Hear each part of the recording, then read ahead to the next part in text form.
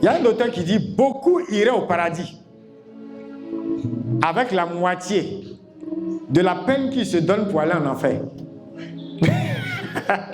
Qui a compris? Qui a compris le problème de notre génération? Beaucoup iraient au paradis avec quoi? C'est-à-dire, de toute façon, tu te fatigues pour aller en enfer. Dis à ton frère, prends moitié. Le ticket d'enfer, on dit 2 milliards. Alors qu'avec 1 milliard, oh, quelqu'un n'a pas compris. On va prier pour le salut des âmes. Parce qu'en réalité, tu veux que ton business explose. Et tu dis, Dieu est là.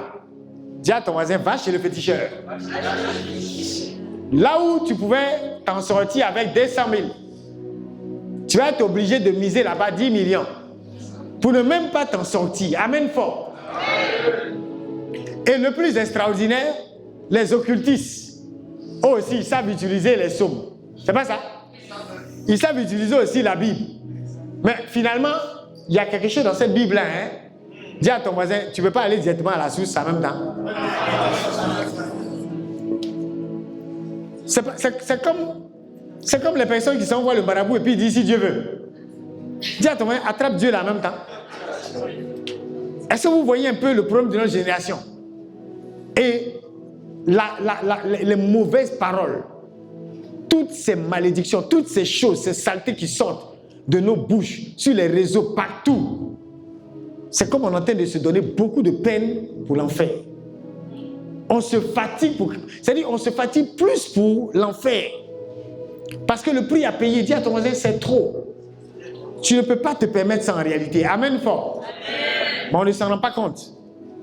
C'est pourquoi tu vas prier pour que chacun ici, chacun assis ici, debout ici, et nos frères et sœurs, partout, qui se disent chrétiens et qui le sont, puissent payer le prix, puissent se lever et prendre le ticket du ciel et ne jamais être seul dans ce cas. Amen.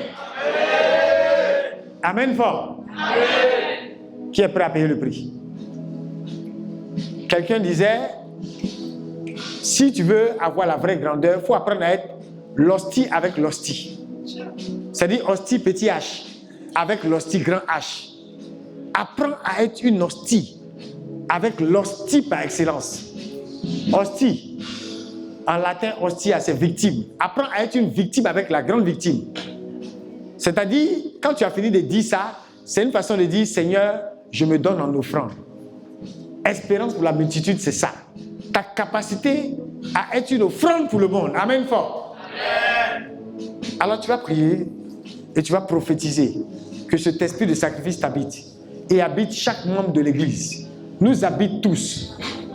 Que nous puissions prendre de la peine pour le ciel et pour aider nos frères à marcher sur le chemin du ciel. Nous allons prier pour l'humilité. On a parlé de la patience de Sainte Thérèse face à ces différentes vieilles et face à beaucoup d'autres personnes. La patience de certains saints qui lavaient les plaies des lépreux, alors même que le lépreux est désagréable et lui parle mal en plus. On va prier pour cette patience, pour cette humilité. Vous vous souvenez de l'histoire de Saint François où il marchait avec ses frères et il y a des oiseaux qui ont libéré ce qu'il fallait libérer en l'air. Et ça a maquillé son visage. Vous vous souvenez de cette histoire? C'est descendu. Donc imaginez le grand Saint François, le visage maquillé. Les femmes là, qui font les masques, vous voyez un peu les masques des femmes là. C'est comme ça que caca d'oiseau a maquillé son visage. On dirait qu'il a fait masque des femmes. Et tous ses frères ont commencé à rire. Enfin, les gens le regardaient quoi. Et on s'attendait à ce qu'il soit fâché, qu'il s'impatiente. On allait voir comment il allait réagir. Et il a levé les mains au ciel. Il dit, hey, Seigneur, je te loue, ouais, ces prières, comme le cantique des créatures là. Loué soit le Seigneur. Parce que quoi? Parce que les vaches ne volent pas. C'est-à-dire si c'était les vaches qui volaient, imaginez. C'était pas son visage qui allait porter masque. C'est tout Saint François même qui allait tremper dans ce que vous savez. Amen fort. Acclame Dieu pour la patience de Saint François. Et c'est pour dire, c'est important. Les gens que tu vas voir, tes travailleurs, tes employés, même les personnes que tu aides dans le cadre social, la servante à la maison, les parents qui sont bizarres, il y aura toujours quelque chose dans la vie des gens qui va être comme une contrariété et qui va nécessiter ta patience. Amen fort. Amen. Et il y a un moine qui disait à son frère moine qui jeûnait beaucoup. Il lui a dit avec humour, il dit mon ami, dis à ton frère mon ami, tourne toi vers ton voisin, il dit mon ami, mieux vaut boire du vin avec discernement que de l'eau avec orgueil. Acclame Dieu. Et tu as été de boire de l'eau. Et tu as regardé l'autre qui a été boire le vin. Tu as dit, moi je bois l'eau. C'est de l'eau, c'est pour la santé. Lui, il boit le vin. Mais si tu bois l'eau là avec orgueil, tu n'es pas mieux que celui qui a été pété son champagne. Avec discernement. Amen. Tiens, tout est dans l'humilité. Amen. Tout est dans la vraie grandeur. Tu vas prier que le Seigneur te donne cette patience, cette humilité, qui apprend à ne pas avoir cette spiritualité de façade, où on sait prier intensément, mais on ne sait pas parler à nos conjoints, on ne sait pas parler à nos frères, on s'enflamme. Dès qu'on a raison, on monte sur le chevaux. On dit voilà, Dieu même m'a vengé. Il m'a insulté hier. Voilà qui me croise dans le bureau. Vous avez déjà vu ça? Quand tu es sur la route, la voiture, hein, tu as éclaboussé quelqu'un, c'est ça, non? Et puis, ça s'insulte. Maintenant, tu as je sais pas, il y a un qui a insulté son camarade. Après, tu t'en trouvé celui que tu as insulté là. Tu t'en le trouvé maintenant au bureau. C'est lui le patron. Le patron ne doit pas dire bravo. Je t'attendais au tournant. Tu as vu comment Dieu sait faire les choses? Les bonnes choses que Dieu sait faire là, c'est ton humilité là. Souvent, on ne s'en rend pas compte. On a l'impression que Dieu nous a offert la tête de nos ennemis sur un plateau d'or. Dis à ton voisin, c'est ton cœur qui doit être en or. Ce n'est pas la tête de tes ennemis qui t'offre sur un plateau d'or. Tu dois avoir ce cœur en or. Amen fort. Pour manifester. Souvent, tu ne sais pas, c'est un test. C'est une épreuve. C'est un test que Dieu te donne pour t'élever davantage. Amen fort. Alors dis merci au Seigneur pour cette humilité, pour cette patience. Bénis Dieu, bénis Dieu. Bénis Dieu, bénis Dieu, bénis Dieu. Dis-lui merci pour sa grâce, pour sa faveur. Pour ce qu'il te donne. L'amour inconditionnel.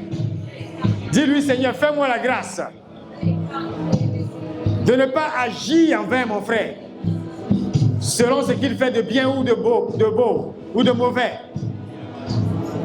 Donne-moi d'agir selon ton amour pour lui. Nous allons prier pour deux dernières intentions, pour l'esprit d'unité. Quelqu'un disait, quand le Seigneur dit, je vous envoie comme des brebis au milieu des... Est-ce qu'on a dit, comme une brebis au milieu des loups? On a dit comme des... Au milieu des... Il y a un gars qui dit, il me semble que le pluriel est important. Dis à ton voisin, c'est très important même. Parce qu'une brebis au milieu des loups, on sait ce que cela devient. Dis à ton voisin 2 points. Une brebis au milieu des loups, on dit c'est un gigot. Oh, quelqu'un n'a pas compris la révélation. Dis voisin, tu veux être gigot? Ou bien tu veux ressortir vainqueur au milieu des loups? Si tu veux ressortir vainqueur, on va ensemble. Amen fort. On va comment? Ensemble. Donc tu vas élever la voix. Tu vas prier pour cette unité. Mais avant que tu pries, je t'en prie. Moi-même, je t'en prie. Nous tous, on t'en prie. Quand on quitte ce legacy, l'unité là, c'est pas seulement quand on est ensemble comme ça. Mais lorsque tu es chez toi, la Bible dit, ne maudis pas le roi même en pensée, car l'oiseau est pour en emporter le son. C'est pas ça? Dis à toi, tu dis quoi de tes frères quand tu es chez toi? Vous comprenez, non? Qu'est-ce que tu dis de tes frères? Qu'est-ce que tu dis de l'homme de Dieu? Qu'est-ce que tu dis de... On dit, le principe spirituel, tu n'es pas autorisé à porter une critique envers quelqu'un pour qui tu n'as jamais prié. C'est-à-dire, avant de dire, mais celui-là, il exagère. Pourquoi il fait ça? Oh Seigneur, je te prie pour qu'il ne fasse pas ça. C'est ça d'abord. Avant de dire pourquoi il fait ça. Et quand tu as fini de dire, Seigneur, je te prie là, tu n'as même pas le courage de dire ce qui vient. Parce que ta prière peut-être aura déjà fait son effet. Amen fort. Amen. Si en entreprise, les patrons savaient communiquer, vous allez voir qu'il y a des entreprises qui ont perdu de bons éléments parce que ça passe par là. Il y a des collègues, il y a des gens qui se sont fait renvoyer, d'autres aussi pour rien. Il y a des prospérités qui ont été détruites à cause de quoi? De la bouche. On est trop violent. Même quand vous voyez aujourd'hui les exemples que j'ai donnés là, hein? Quelqu'un qui meurt dans un commentaire, ah maintenant elle va pleurer, c'est pas elle qui se joue les dieux. Vous voyez un peu? C'est de la violence. On ne sait pas parler, on ne sait pas communiquer. Il n'y a aucune charité dans nos paroles. Et c'est ce qui nous tue. C'est ce qui fait qu'on n'avance pas. Tu seras rassasié du fruit de tes lèvres. Mais la vraie question, c'est qu'est-ce qui nous rassasie? Quand vous allez sortir d'ici, faites un effort. Il y a un type de discussion qu'on ne doit plus... Il y a des éclats de voix qui ne sont plus des choses que vous devez tolérer dans votre maison. Amen fort. Amen. Il y a une atmosphère qui ne doit plus prévaloir dans votre maison. Ça va chasser la prospérité. Et vous allez venir accuser l'homme de Dieu pour rien. Je vous préviens. Le gars, il va jeûner, il va prier. Mais vous êtes vous-même en train de vous rassasier de ce que vous avez créé. Amen fort. Amen. Quelqu'un va élever la voix. Tu vas demander vraiment de façon spéciale cette grâce. Seigneur, que ma bouche soit charitable. Que mes yeux soient miséricordieux. Que mes pieds soient miséricordieux. Que ma langue parle en ta faveur. Qu'il y ait de l'amour dans ce qui sort de moi. Si tu comprends ces secrets et tu les appliques, et par la grâce de Dieu, la force te sera donnée de les appliquer. Amen. Tu verras une autre vie, tu verras une autre différence. Amen. La différence sera marquée à travers ta personne. Amen. C'est vrai, il y a de la violence autour de nous, mais ne laissons pas cela nous envahir. Amen. Ne laissons pas cela nous envahir. Quand ton ami te dit tu es fou, et toi aussi tu lui dis tu es fou, on dit ça fait 2 fous dans l'histoire. Ça fait vraiment 2 fous. Augustin dit, il ne faut pas faire N contre N. Ça fait 2 en enfer. Amen. Amen. Dieu t'accorde cette grâce. Dieu nous accorde cette grâce. De répondre par la bonté et par l'amour. Et je vous assure, après ce legacy, tu vas voir que tu es en train d'opérer dans la dimension des grands. La vraie grandeur, tu vas ressentir cela. Parce que tu te sentiras élevé. Quand tu ne vas pas répondre à la violence de l'autre par la violence. Amen. Quand ta bouche sera miséricordieuse. Amen. Quand tes yeux seront miséricordieux. Amen. Et enfin, nous allons prophétiser sur notre nation, sur les échéances qui arrivent. Dis à ton voisin, on va se tranquilliser. Dieu nous rendra capables. Dieu va nous donner la capacité de gérer. Dieu va nous donner la capacité d'être des leaders. Dans les mois à venir, je te parle.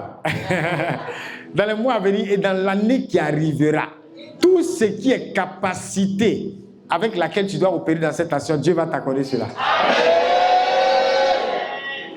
C'est comme un nonce. On dit, lui, quand il devait annoncer à un prêtre que le Saint-Père l'appelle comme évêque, c'est un nonce apostolique aux États-Unis. Hein? On dit, il a une formule. Il sait ce que les gens vont dire. Donc, il dit, le Saint-Père vous appelle à l'épiscopat. Ne me dites pas que vous n'en êtes pas capable.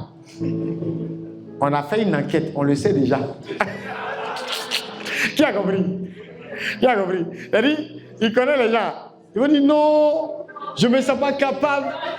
Laissez Laetizier gérer. On va dire, non, le président t'appelle.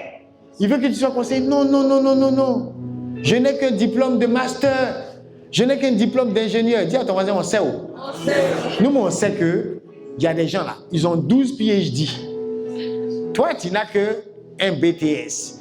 tu n'as qu'une licence, tu n'as qu'un master, on sait que tu n'es pas capable. On sait que tu ne pries pas 12 heures d'affilée, comme certaines personnes. Dis à ton voisin, on sait.